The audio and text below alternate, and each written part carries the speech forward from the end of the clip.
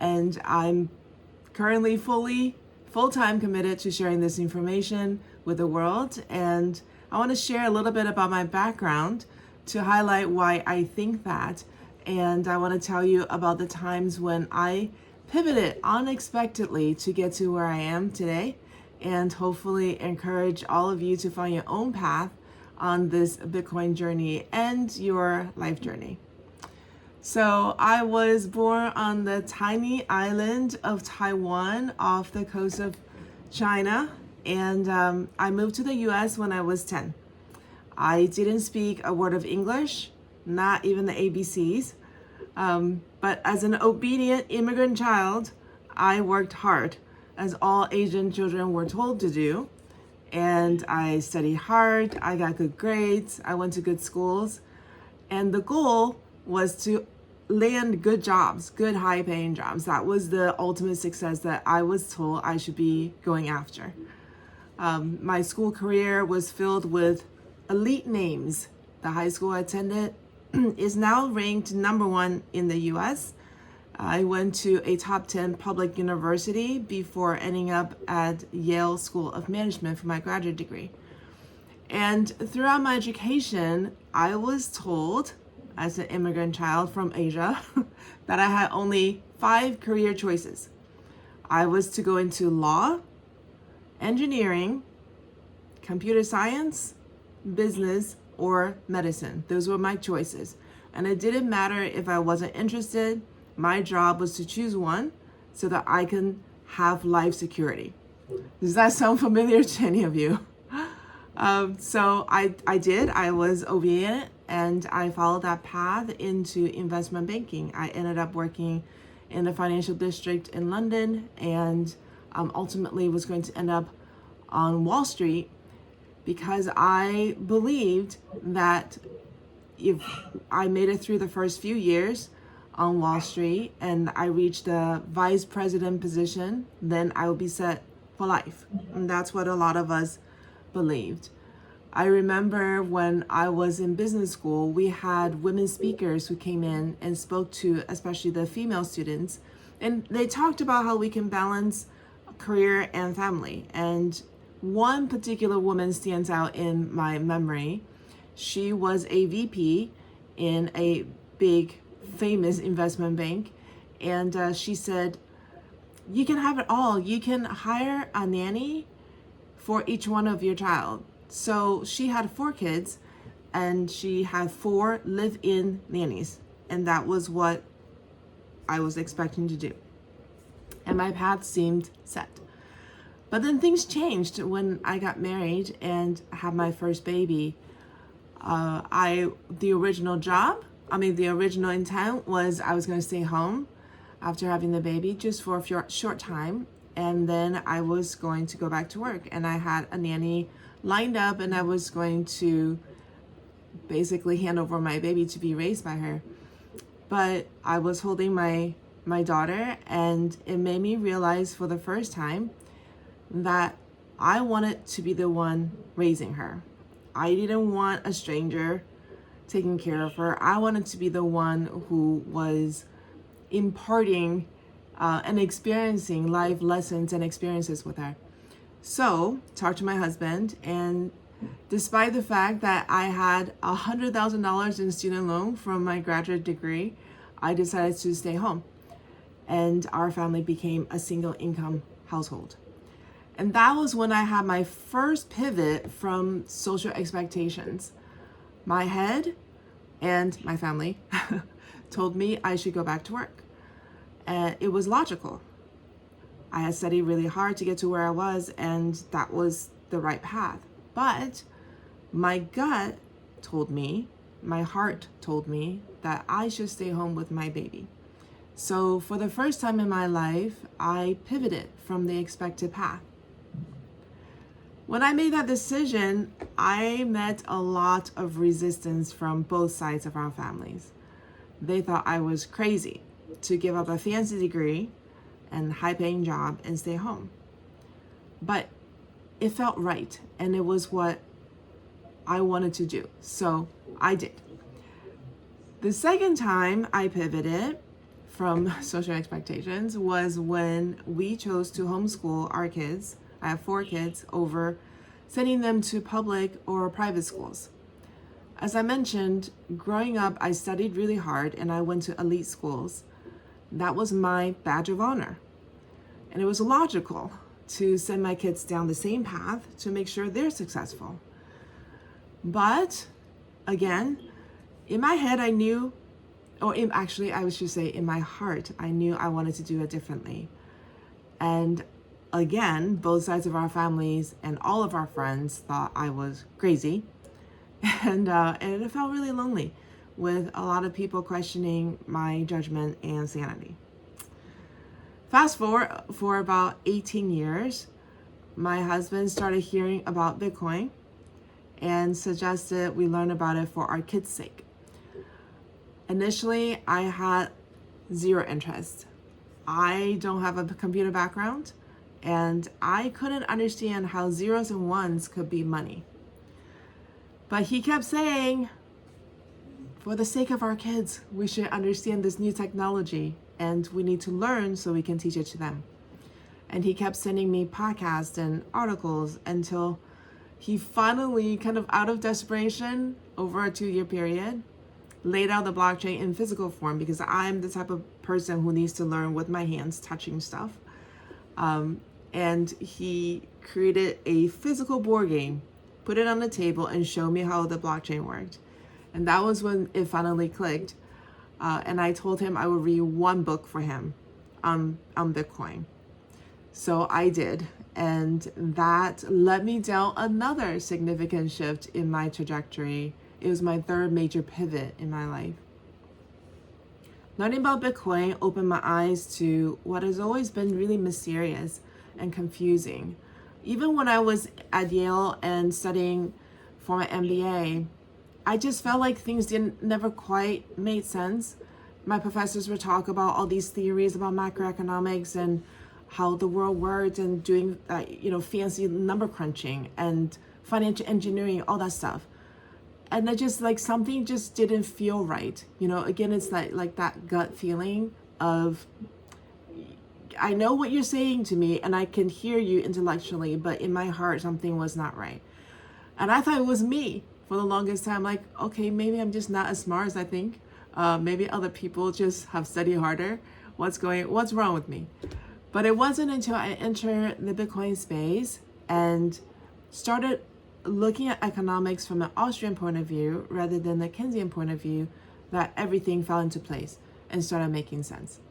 So going down the rabbit hole, this pivot led both of us, my husband and I, down a new path where we gave up the security of a corporate job and steady income. And we decided to devote ourselves full time to spread the word about Bitcoin and tell the truth about how the global monetary system actually works. We traveled extensively throughout the US, and we share our knowledge about Bitcoin at every meetup that will allow us to come. We brought our game because I figured if my husband can convince me, a very stubborn woman, to look at Bitcoin, then somebody else can use that game and try to share Bitcoin with their loved ones. So we did. We traveled a lot, and very quickly, I started noticing that there are very few women attending these Bitcoin meetings. Maybe 1 out of every 10 people were women. And the women who did come to our meetings were usually sitting in the corner and looking at their phone. And you can just tell that they were physically there, but they were not interested. They were there to support their partner. And I would approach them and talk to them a little bit. And majority of the time, they told me that it was just something they couldn't put their fingers around, there was something that was missing in the messaging. The meetings were conducted in a very masculine way, which made sense for the men. The majority of the men who were attending, they were very excited about the technology development. They were very passionate when they discussed the political environment, but they didn't really get emotional. They didn't really get into the why, the emotional why of why Bitcoin mattered, and I feel like for women, we need to know that first. We have a lot of balls we're juggling in the air all the time, right? I heard this one story in a book about talking about the difference between men and women.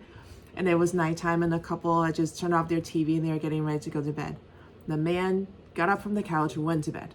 The woman got up from the couch, checked the dishwasher, checked the cat bowl, make sure it had water, put the laundry in the dryer, checked the lights, went into the kids and make sure, the covers were on. And like after doing 10 different things, then she finally went to bed.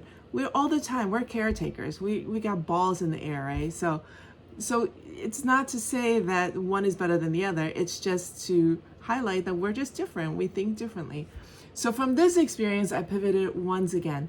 Instead of just focusing on teaching everyone about Bitcoin, I really wanted to hone in on speaking and reaching women. And there's this wonderful quote I found. I'm going to pronounce his name completely horribly, but you probably know this. It's a proverb that says, if you teach one man, you've taught an individual. If you teach a woman, you've taught her family and a whole nation. So I pivoted from general Bitcoin education to really focusing on women and especially moms, because moms, at least traditionally and majority of the time, we have more exposure to our kids in terms of time than our male counterpart. And so that was my most recent pivot. And I wanted to teach Bitcoin specifically in ways that resonate with women, emotionally rather than logically. Sort of like tea and biscuits versus cigars and whiskey. That's the way I kind of picture it in my mind. So I decided to start a weekly reading club where women can ask questions in a safe space. If we feel emotional about any topic, it was okay to cry. We all understood, nobody judged anybody. It was wonderful. I started a mastermind group. I have a podcast, and the podcast is Women Teaching Women.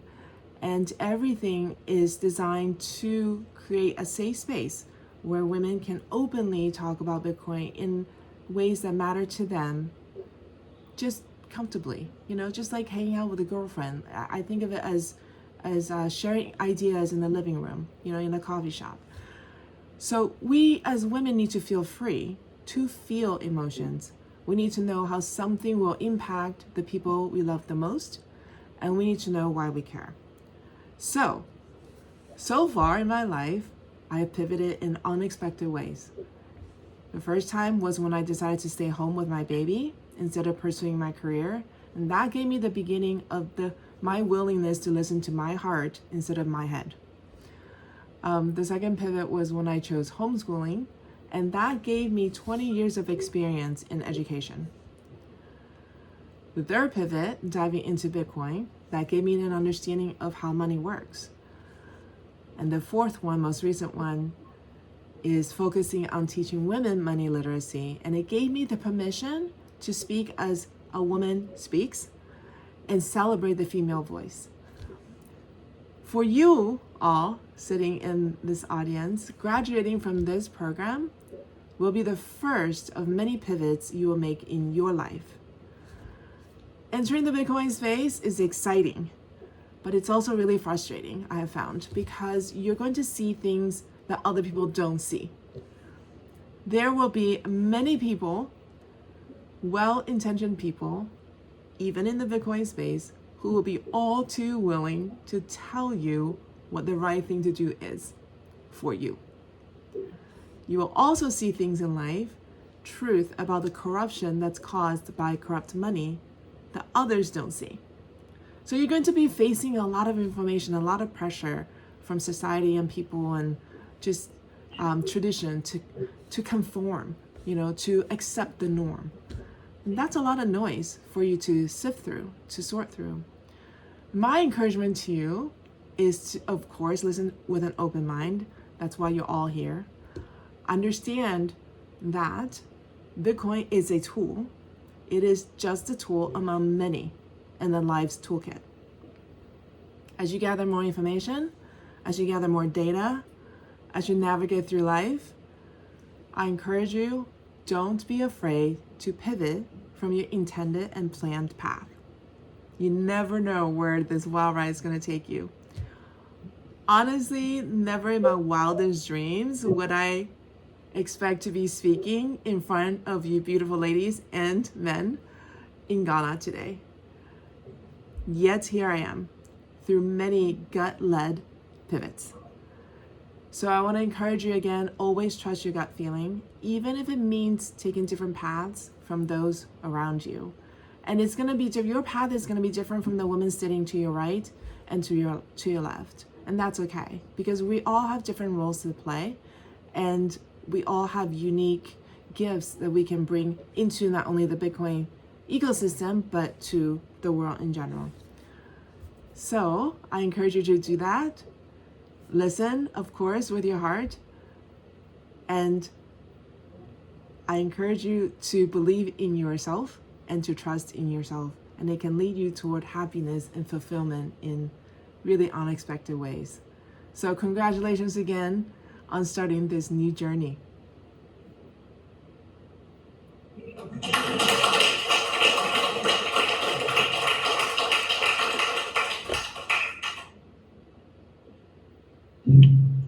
Very much, Sally. Does anyone have any easy question? No one has a question. Okay, you. Hi. I'm Martha. I want to find out. You mentioned that you've gone through three major purposes in your life. As a woman, as a mother, as a daughter. How did you manage the stress that came from the challenges or the stress? How do you manage the stress? Because we are in a time where mental health has become a big deal. And we unfortunately find ourselves in a country or continent where mental health is not prioritized. So you your fellow women who are looking into getting to this space that everybody thinks all of us who are in it are going nuts already. How do you manage yours?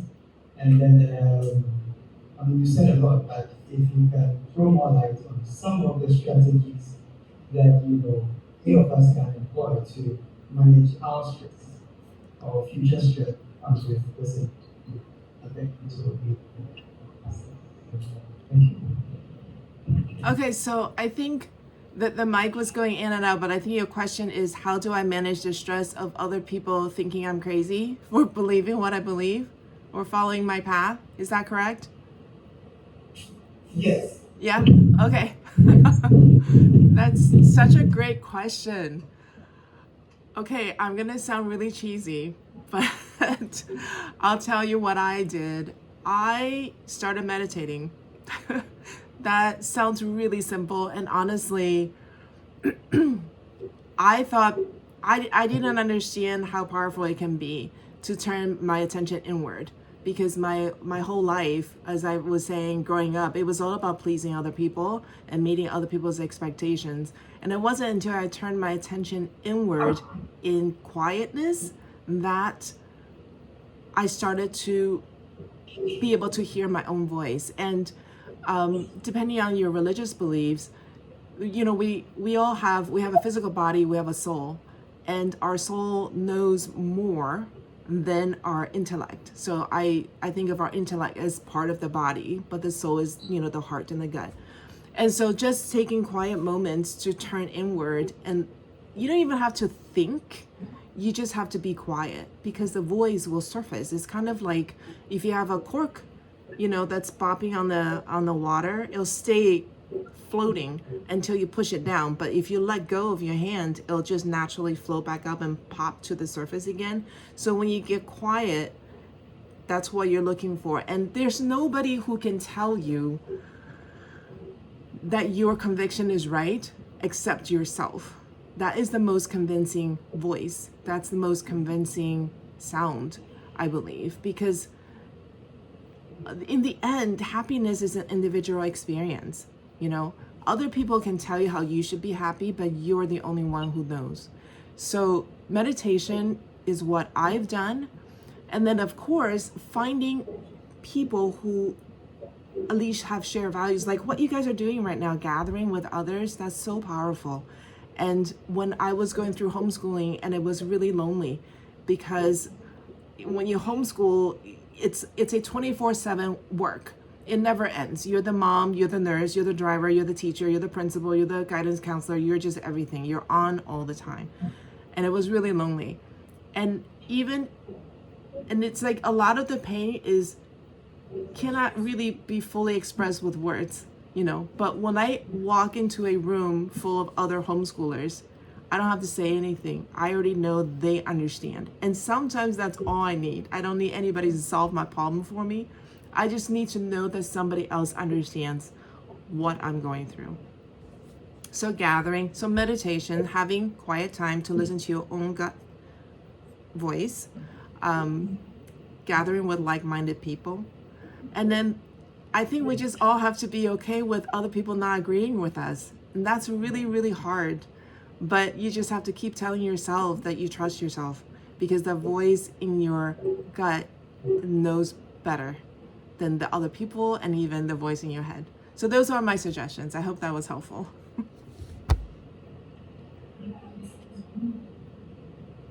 Thank you very much.